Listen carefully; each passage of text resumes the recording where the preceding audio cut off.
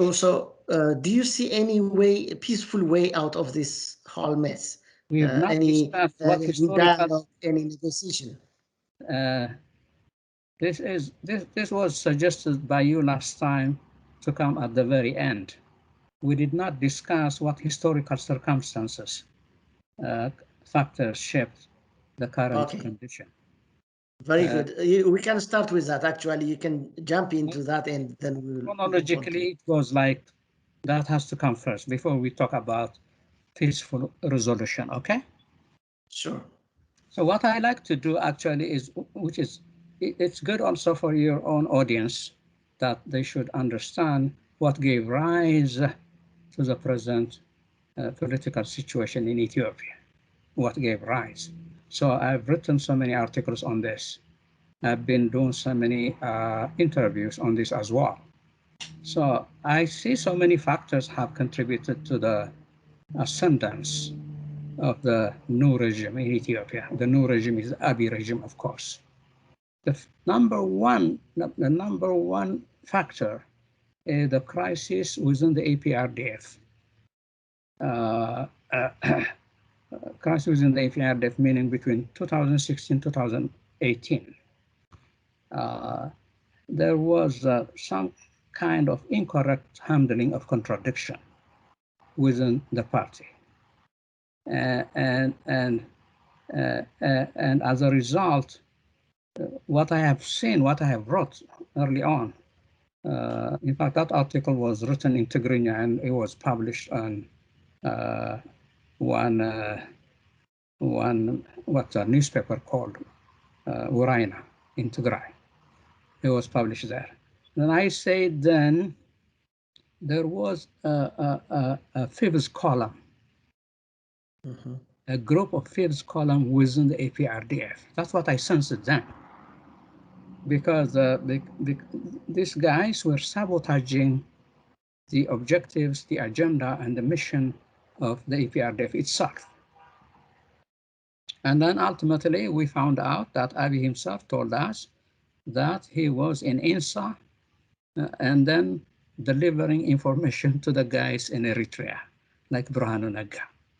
So this is a clear fifth column thing, okay? They've been there. So I think the either the APRDF leaders did not sense the existence of such a group, or they might have underestimated them.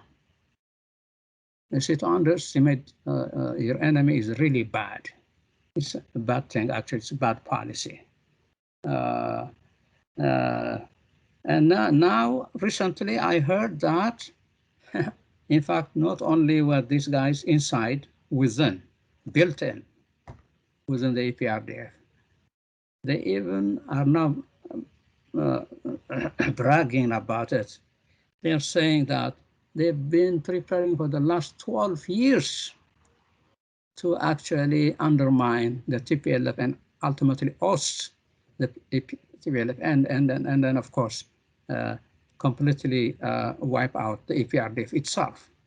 And then they've been preparing for the last 12 years, they said. So this is the major factor, the number one factor I see. But there are other factors. Other factors are, of course, as we all know, there was this disturbances in Gondar beginning 2016, 2017, confrontations, and then where a lot of Tigrayans were attacked in Gondar. And we've seen that ultimately the Kero Fano thing or the Oro Mara thing phenomenon. And people were saying uprisings, upheavals, uprisings, people's uprisings. But I do not subscribe to that portrayal of the upheaval. For me, it was essentially an unholy alliance between the Oromo and the Amhara to oust the TPLF. That was their agenda. And then I've written about it then in 2018, 2016 actually. And the movement was led by extremely vicious elements who were engaged in shooting and killing spree and burning public property. So many public properties were burned. A revolutionary uprising, a revolutionary people's uprising actually would not burn public property. They would not do it. So this was a good opportunity for Abiy, however. Okay. So ultimately, because of this chaos, the EPRDF had to do, they cannot do it all the time by controlling the state machinery only. They have to do something. They were talking about it. They want to reform it. And they came up with the idea to have a new prime minister. Okay? So before that, if you recall, early on, there was a huge demonstration in Bahar Dar, presided over by, what's his name? Gaddu. And the current vice prime minister was there too. That was huge demonstration actually was really symbolic of what was going on, of their agenda. First and foremost, they said, we do not accept the current constitution. And secondly, they were waving the old tricolor flag, not the EPRDF flag with a star with an inside. And then what surprised me actually was some of them were waving Eritrean flag in Bahar Dar. And some of them were holding a placard that bears the picture of Mengistu Haile Mariam. This was a clear departure from the EPRDF policies and aspirations. You see that? That people were not paying attention at all. A lot of people were not paying attention. It was a clear departure from the EPRDF, actually. It was very clear. So what happened? Following all these turmoils and demonstrations and the Cairo, whatever, Fano thing, Abiy came to power. It was really very convenient. They have gone to the parliament. It was a smooth transition. And one of the qualities that this guy have is his deceptive manners. He's very deceptive. He smiles, all those things. He talks about love and unity and forgiveness. And then the Madammer thing, that's short-lived actually, the Madammer slogan, that's short-lived. Yeah. He's master of disguise. But now he's not doing that now. If you see in the last parliament, he was not even smiling at all. He's so serious. His face is so serious now. Okay? So this happened now. But what we do in my field, we don't take for granted in the academia. We don't take it for granted at all. So what we do actually is we examine things from the framework, the methodological framework of political science and history. Okay? So the ultimate aim of political science is to identify the general laws and processes in a country. Identify them. So that actually now leads you to understand the nature and characteristics of the regime, of the government. If you remember, for instance, there were so many symptoms, by the way, symptomatic things. Abiy Ahmed were flying to Asmara back and forth. What was he doing by going back and forth to Asmara? It was secretive. And both of them have gone to Saudi Arabia, to the United Arab Emirates. And the three of them, if you remember, in Bahar Dar, Isaias and then Farmajo and Abiy, it was a secret meeting. So they had this agenda. And then you have to link those things with the blockade of Tigray, closing all streets that lead to Tigray, all roads that leads to Tigray. And during the COVID crisis and during the locust invasion of Tigray, Tigray did not get any service from the federal government, any service. It was done on purpose. And ultimately, they even cut the budget that was supposed to be given to Tigray. So that shows you actually they were really getting ready to attack Tigray. It was obvious to me. I mean, all the symptoms were there.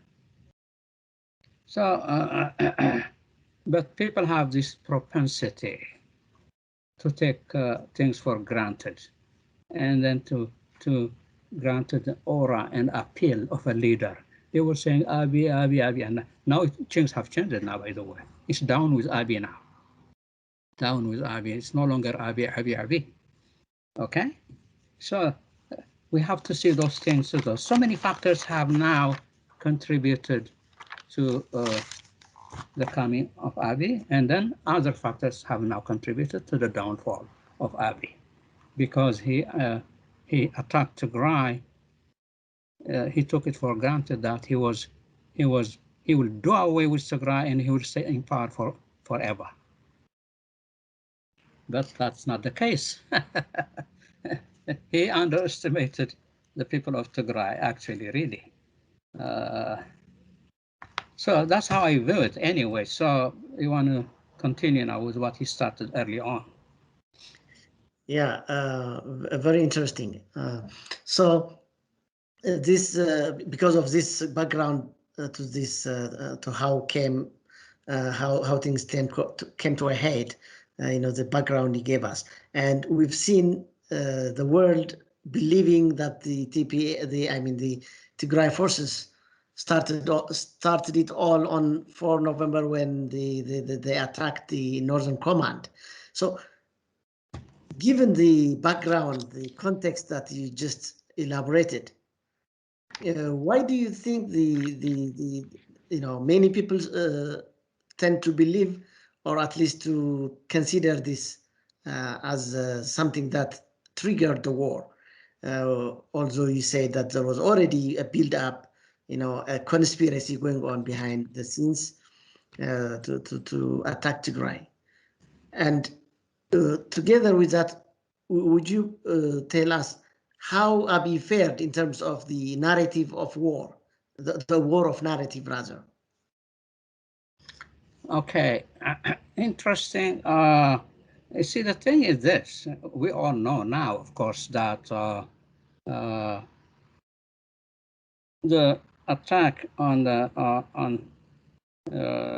what Abiy said, actually, they've attacked our defense forces in Tigray.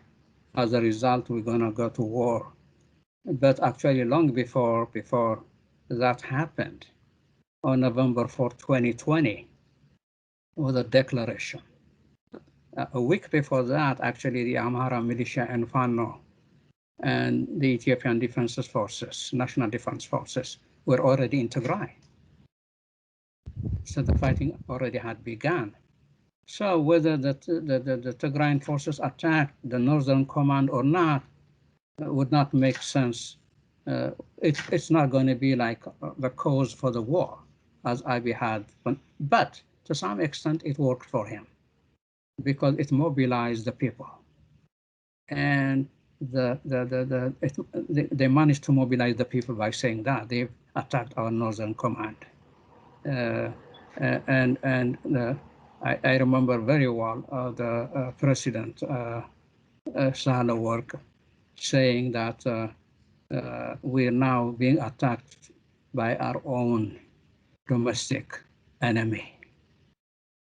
You see, and she repeated the same thing last time when Abiy was being sworn in the parliament. She gave a long speech and she said, we're being attacked by a foreign enemy and a domestic enemy. Whoever that foreign enemy is, I don't know. The domestic is obvious to me. Okay? So they came up with that thing. They have to say something anyway in order to conduct war in Tigray, in order to justify their actions. That's what they've done, actually. But anyway, even after doing all those things, after even managing to bring other forces like the Eritrean forces, the Somali forces, and the United Arab Emirates thing, they could not successfully achieve their goals. Actually, they could not do it. They've done so many things in Tigray. Of course, they've destroyed many parts of Tigray. They've committed genocide.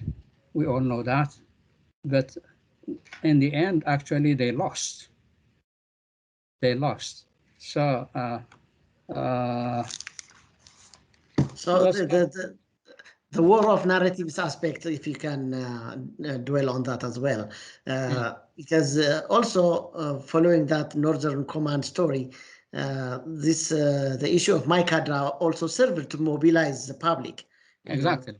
So how did Abiy Ahmed use the war of narratives to advance his agenda? Well, look, the Mykadra thing, for instance, when Abiy said it was the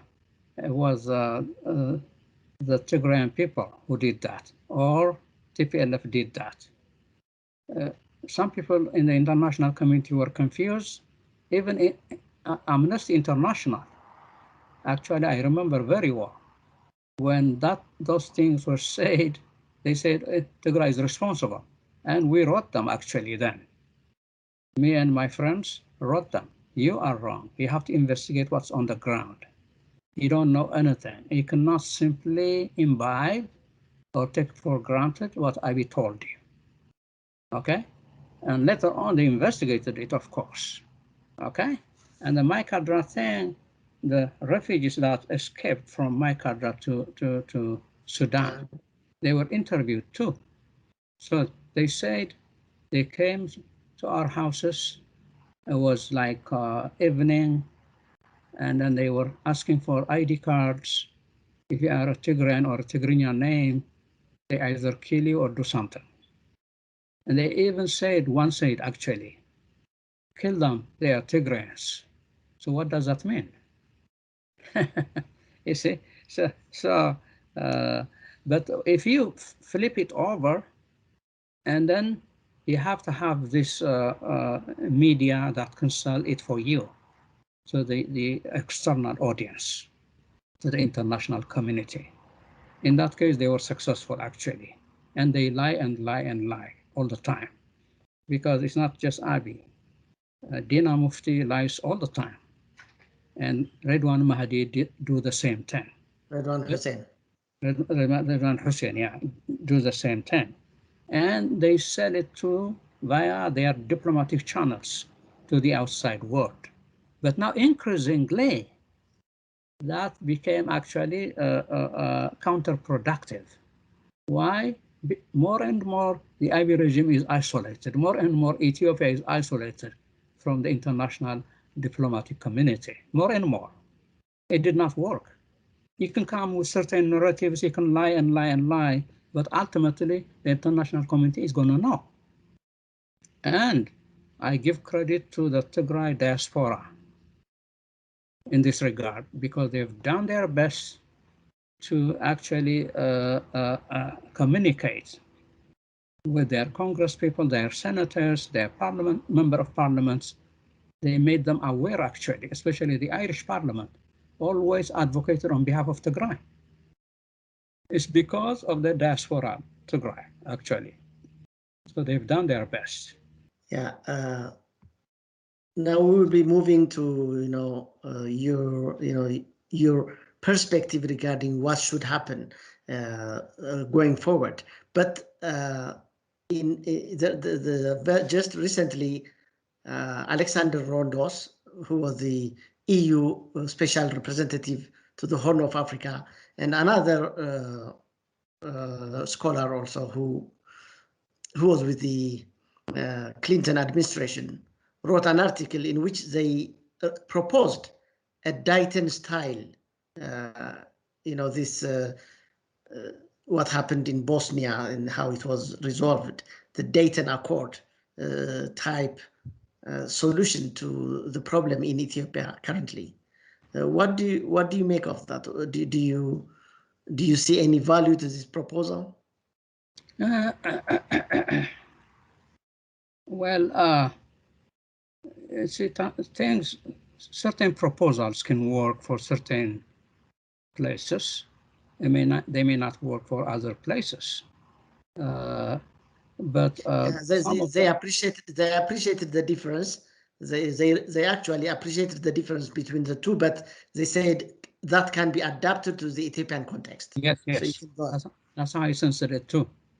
So the adoption is the thing. It's possible. It can be used in Ethiopia as well. However, now what I see is this. I see this Abiy guy I don't know how I can define him. He's a weird political animal, contradictory, and then what he says today doesn't repeat it tomorrow. So you cannot completely rely on the Abiy-led government.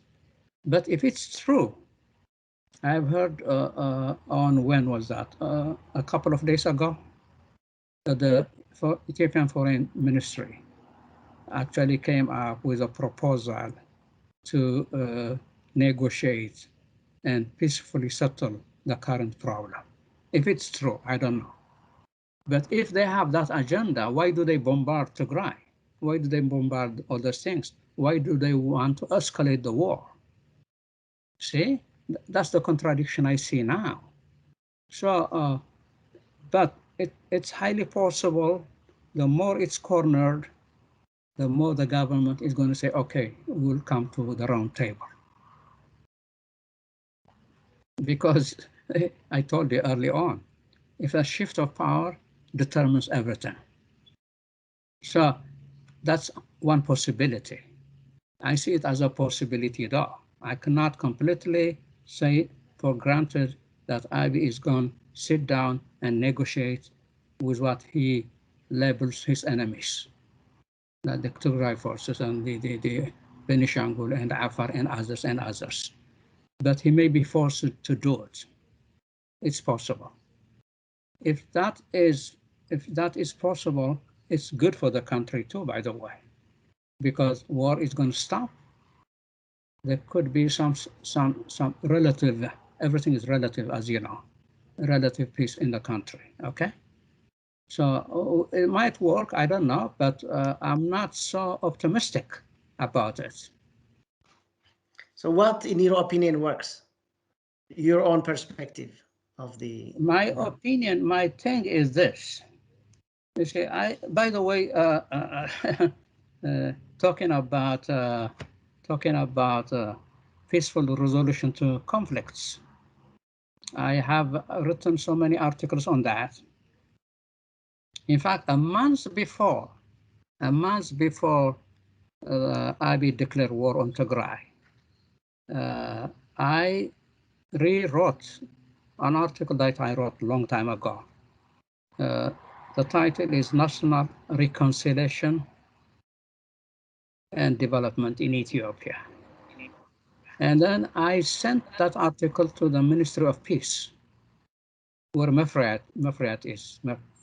Is that her name? Mefriat? Yeah, Meferiat Kamil, yes. Mefriat, yeah.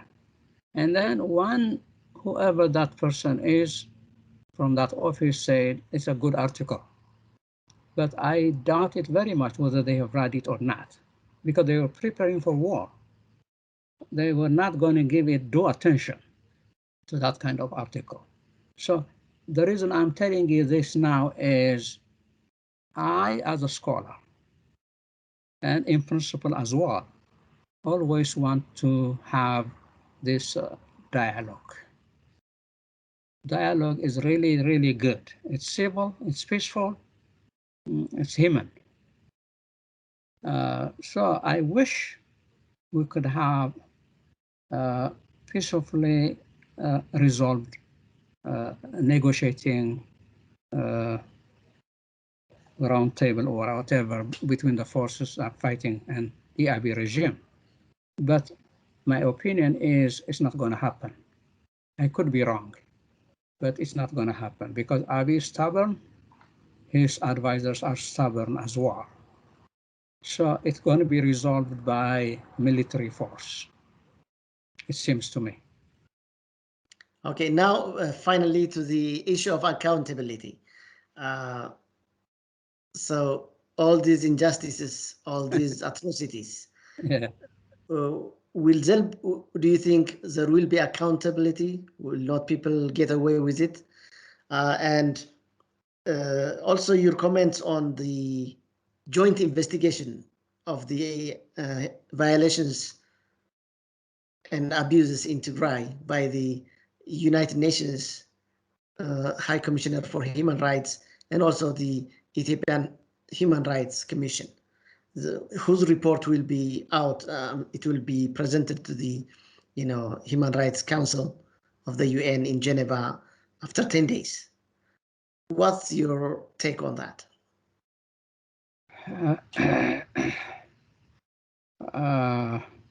Well, anyway,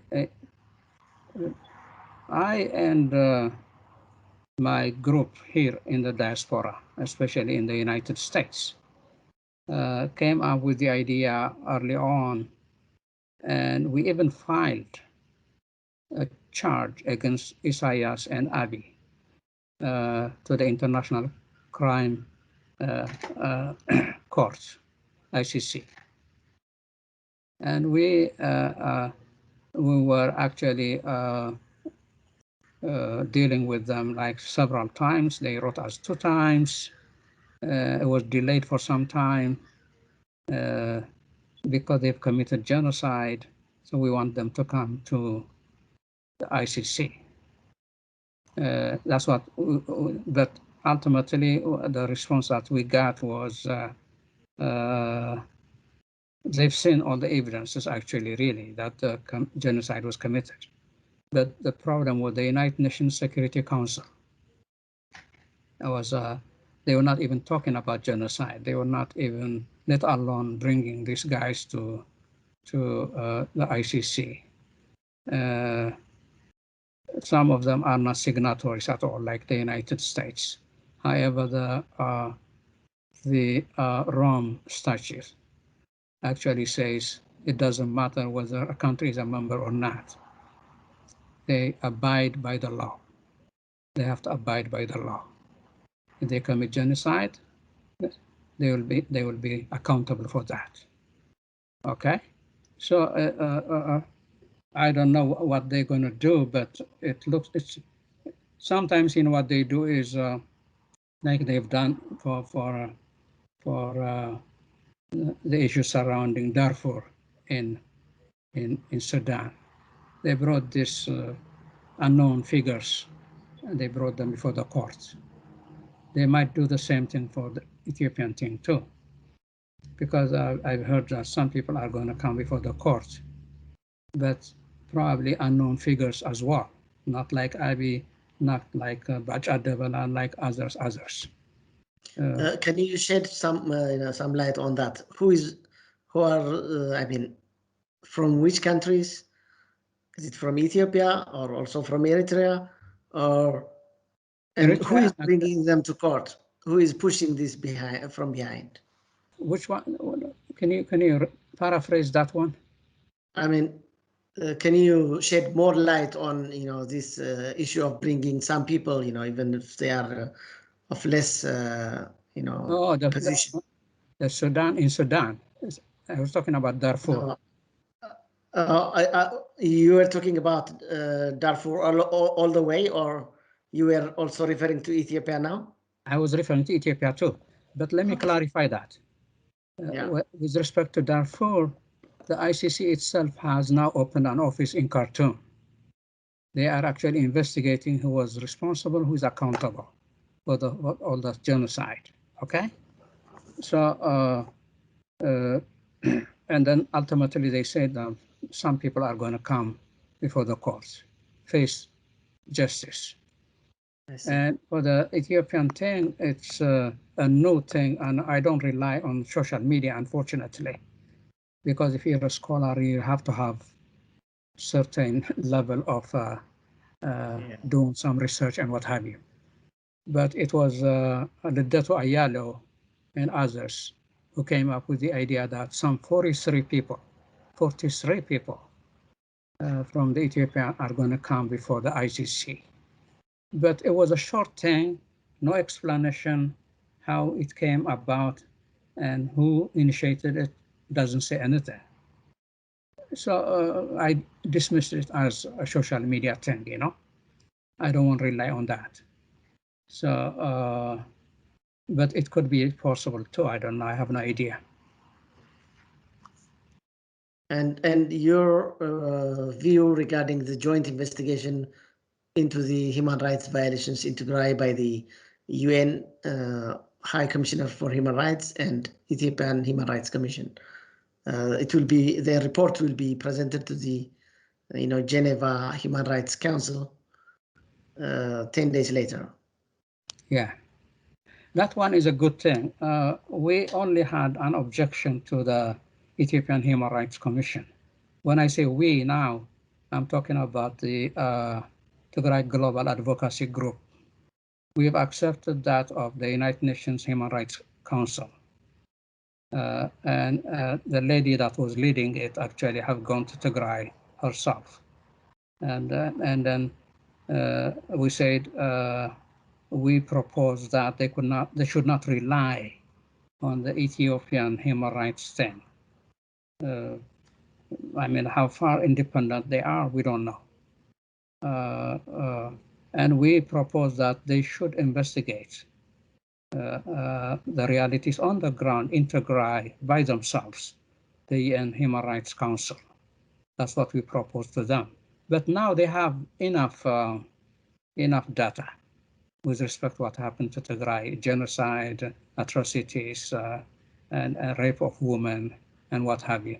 We've also supplied some information to some international agencies, including how many women were raped in Tigray, how many farms and industries were destroyed, how many people were killed, like many places like the St. Mary Church or Mariam Dungalat or Mahabere Dogo. You can go on and on and on and on. Yeah, but Professor, but they haven't gone to the most of these places. Of the 12 places they said they went and investigated in, they also included Addis Ababa, Bahar Dar, Gondar, and also the 3 places like Adugoshu, Humara, Maikadra, in which most of the people actually most of them have left the place or either killed, fled to Sudan, or internally displaced. So those who remain there cannot, with confidence speak out. Yeah. And they didn't go to places like Aksum. They admitted to having not gone there, and also not Humara, the Mariam Dangalat, Mahabara and other places. Yes. Although they could have gone there because it was under the government, control at that time. Exactly. That's the whole idea, because we ourselves were dismayed actually by the fact that they didn't go to all these places. And by not going to those places, I mean, how are they going to make an assessment, the right assessment? So we said this is happened to Tigray. So we're giving you information. We're cooperating with you. We told them actually. I personally have written to the United Nations Human Rights Council. If you simply go by what you've done so far, it's going to be very superficial of the reality in the ground. It's not going to be enough, we told them actually. But there is also the European External Program, based in Belgium. They have amassed so many data about Tigray. So many articles, so many things about genocide. They too want to cooperate with them. They can get it via them too, okay? Otherwise, if they don't accept our initiative or the European External Program and the Human Rights and Watch and Amnesty International and others, they have to gather information from all of them. Otherwise, their thing is going to be, I mean, ultimately they're not going to be successful, or they're not going to accomplish what we wish them to accomplish. They're going to do it. They're not going to do it. Yeah, from the composition of the, from the selection of the places they visited Yes. for the investigation, there are people who worry that they may be inclined to just do some, unrealistic balancing act. Yeah. You see, that's what I don't like about the Western world. And believe me, I've lived here almost my entire adult life. There are so many good things about democracy and what have you, but there's so much incredible hypocrisy going on in this world as well. So they give you this kind of spoken word, but there is no action. They don't do it. In fact, they by default they cooperate with the people who committed all these atrocities. It's actually the same thing going on, or justify their actions as well. I mean, this has happened many times. So, I mean, we live in a very intriguing and complicated world anyway, as you know. Professor Ghelawdewos, Araia, thank you very much for these very analytical perspectives, and really appreciate for taking the time to, cover all these broad areas, give us very elaborate reflections. Thank you. I thank you so much too, Mr. Mekelle. And I think we've done a good discussion today, but we might continue next time because yeah, sure. It would be a pleasure for me, and very great for our audience also to, from time to time to, ask you to give us your perspectives. Absolutely. I thank you so much. Thank you.